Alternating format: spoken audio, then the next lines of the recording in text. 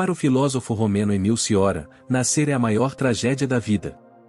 É uma catástrofe que é muito melhor ser prevenida, ou nada de bom vem dela, a não ser suportar o infortúnio e o sofrimento subsequente. Até onde podemos perceber, não podemos nos impedir de nascer, aparecemos aqui, na Terra, sem consentimento.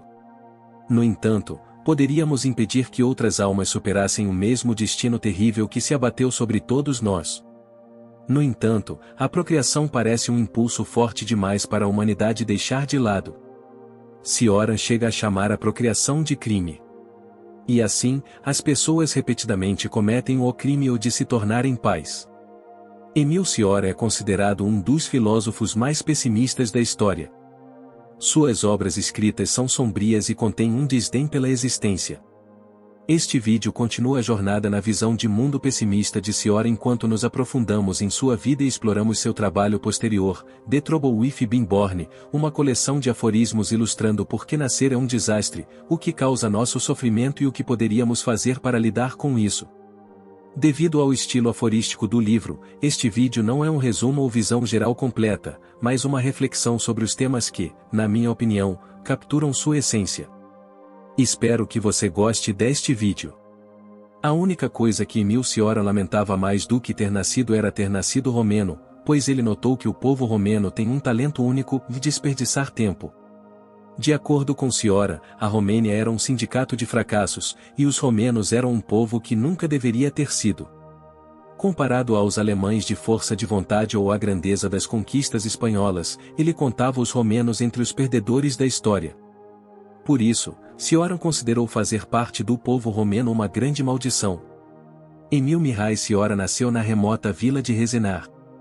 Sua mãe liderava uma organização de mulheres cristãs, e seu pai era um padre ortodoxo.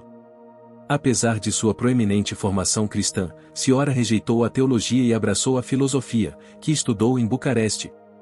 Lá, ele encontrou muitos indivíduos que passaram a maior parte de suas vidas sem fazer nada, o que, de acordo com Cioran, caracterizava o espírito romeno.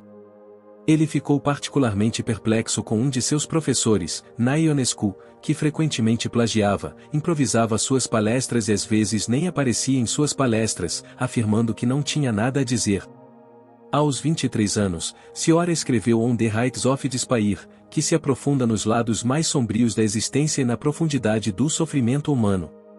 Este livro foi o precursor de uma atitude em relação à vida em geral, que Cioran desenvolveu e solidificou à medida que envelhecia e que nascer simplesmente não valia a pena. Em 1937, Cioran deixou a Romênia para ir para a França. Durante anos, ele sonhou com a Romênia alcançando a grandeza nacional, inspirado pela energia autoritária de regimes como a Alemanha nazista.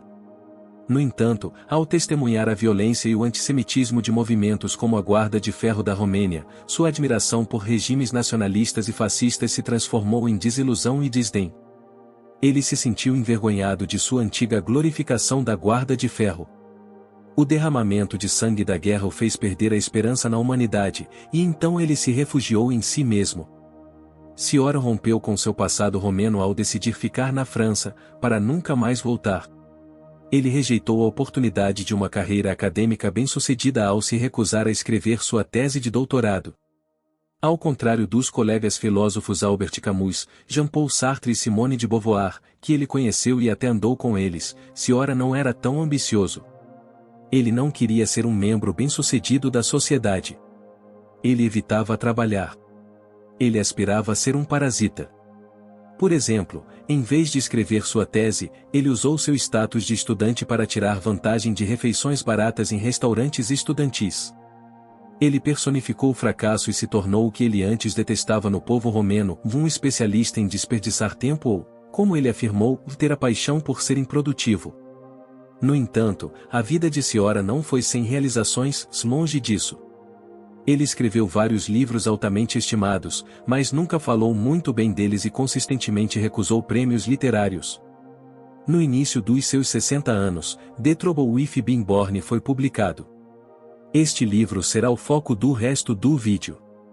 As pessoas frequentemente temem a morte. Nós tendemos a tratar a morte como um desastre, algo a temer e odiar, algo trágico.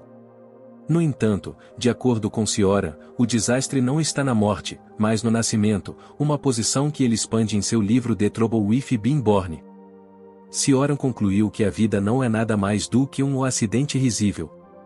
Ela é cheia de sofrimento, um fardo imposto a nós sem consentimento. A tragédia começa no momento em que se nasce. Assim como o período antes do nascimento é sereno e livre de sofrimento, o período após o nascimento é preenchido com ele.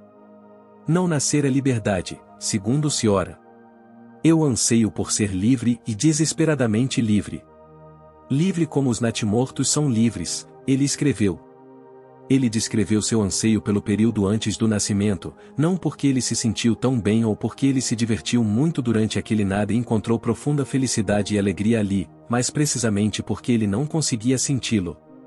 De acordo com Ciora, a própria noção de ser consciente é o problema. Ele descreveu a natureza paradoxal da consciência. Por um lado, ele sugeriu que desconfortos e medo despertam a consciência. Por outro lado, a consciência detesta e sofre com as coisas às quais deve sua existência. Mas, ao mesmo tempo, a consciência permite que todo o sofrimento ocorra, sobrevivendo a um desconforto após o outro. Assim, seu sofrimento é sua própria fonte, se ele anseia por se eliminar, mesmo enquanto se sustenta. Ciora chamou a consciência de uma adaga na carne. É uma fonte de dor, debilitante e propensa à ansiedade e ao desespero. Ele escreveu: se pudéssemos dormir 24 horas por dia, logo retornaríamos ao lodo primordial, à beatitude daquele torpor perfeito antes do Gênesis e o sonho de toda consciência doente de si mesma. Fim da citação. O homem sofre mais do que uma mosca das frutas porque sua consciência é muito mais desenvolvida. Uma pedra nem parece capaz de sofrer porque lhe falta consciência. Por isso, Ciora argumentou que é melhor ser um animal do que um homem, um inseto do que um animal, e uma planta do que um inseto. A salvação está em tudo o que diminui a consciência. Ignorância é uma bênção, quanto menos estivermos cientes, melhor. Não vir à existência completamente seria melhor, pois a consciência não teria chance de surgir. No que diz respeito a Ciora, Gênesis nunca teria acontecido, pelo que ele se alinha com Schopenhauer, que imaginou uma versão melhor da Terra, cristalina e sem vida, como a Lua. Ainda assim, a Terra é um berço de vida e, portanto, de sofrimento. Todos os dias, novos seres vêm à existência, roubados da calma e da paz do nada, jogados neste universo sem seu consentimento, sob a maldição da consciência. Ciora acreditava que vir à vida é um desastre, algo que nunca pedimos, mas que nos supera. Portanto, bem lá no fundo, todos nós ansiamos por aquele período antes do nascimento, desprovidos de consciência. Ele argumentou que o medo da morte é, na realidade, um medo de nascer ou nascer de novo, é um medo que se originou naquele momento terrível de vir à vida, projetado no futuro. Não corremos em direção à morte, fugimos da catástrofe do nascimento, sobreviventes lutando para esquecê-la. Ele escreveu. Para Ciora, dadas as circunstâncias horríveis que acontecem após o nascimento, comparadas à quietude e serenidade da morte, fica bem claro qual delas é má. E se a morte é uma coisa tão ruim, ele argumentou, por que consideramos as pessoas felizes depois que elas deixam de viver? Em outras palavras, por que dizemos coisas como o descanse em paz? Por que nos referimos à morte como o dormir em paz, descanso eterno ou o ir para um lugar melhor? Além disso, morrer é algo inerente à vida. Não podemos experimentar a morte se não nascemos primeiro. Então, quaisquer queixas ou medos a respeito dela não devem ser atribuídos ao nascimento em vez da morte. Como o nascimento, se não a morte, se é um desastre, para Ciora, não nascer é o melhor plano de todos. Mas infelizmente está fora do alcance de todos. E embora não possamos escolher se nascemos ou não, dar à luz é outra coisa. Podemos escolher ter filhos. Mas, ao fazer isso, também escolhemos trazer as pessoas à existência sem o consentimento delas. Ciora chega a chamar a procriação de crime, descrevendo a si mesmo como ao ter cometido todos os crimes, exceto o de ser pai. Ao afirmar isso, ele, como Schopenhauer, se aventura em visões antinatalistas do parto, considerando a procriação antiética. Os antinatalistas acreditam que é moralmente errado ter filhos porque, ao fazer isso, escolhemos expô-los ao sofrimento inevitável da vida. A felicidade nunca é garantida. E mesmo que vivamos vidas felizes de acordo com os padrões sociais, isso não supera o desconforto inerente à vida. E então, ao ter um filho, somos responsáveis por seu sofrimento potencial. Portanto, da visão antinatalista, se ora chamar ser pai de um crime ou faz sentido. Em seu livro, ele também aponta uma inconsistência que às vezes vemos no pensamento humano. Por exemplo, algumas pessoas lamentam o estado terrível do mundo, temendo conflitos globais, devastação nuclear ou crises ambientais iminentes, mas ainda assim escolhem procriar. Faz algum sentido trazer crianças para um mundo assim? De acordo com Cioran, você adivinhou, não faz. Ele escreveu, tudo fica maravilhosamente claro se admitirmos que o nascimento é um evento desastroso ou pelo menos inoportuno, ou mais se pensarmos de outra forma, devemos nos resignar ao ininteligível, ou então trapacear como todo mundo. Fim da citação. Provavelmente já esteja claro que Cioran via o nascimento como problemático. O nascimento é a fonte, o começo de todo o sofrimento, e então seria melhor se nunca tivesse acontecido. Nascer é estar acorrentado. Não nascer é liberdade. A resposta para a maldição da consciência? Inconsciência. De uma visão tão pessimista da vida, a solução parece direta e simplesmente acabe com ela. Quer dizer, isso não resolve? Isso não nos garante liberdade do sofrimento? Afinal, Cioran parecia invejoso de amigos que faleciam, pois ele escreveu, resolviam todos os problemas. Ainda assim, ele argumentou que o acabar consigo mesmo não vale o esforço, pois você sempre faz isso tarde demais. A dor que o levou a esse ato já aconteceu. Então por que se preocupar? Seu argumento parece contraditório com suas visões gerais sobre a vida. Claro, embora seja verdade que os infortúnios que podem ter nos levado ao suicídio já aconteceram, não queremos evitar que ainda mais infortúnios aconteçam? Além disso, o que dizer do infortúnio projetado no futuro, em outras palavras, medos? Não são razões comuns pelas quais as pessoas terminam. Anos depois de publicar The Trouble with Being Born, Cioran declarou que estava tão farto da morte quanto da vida.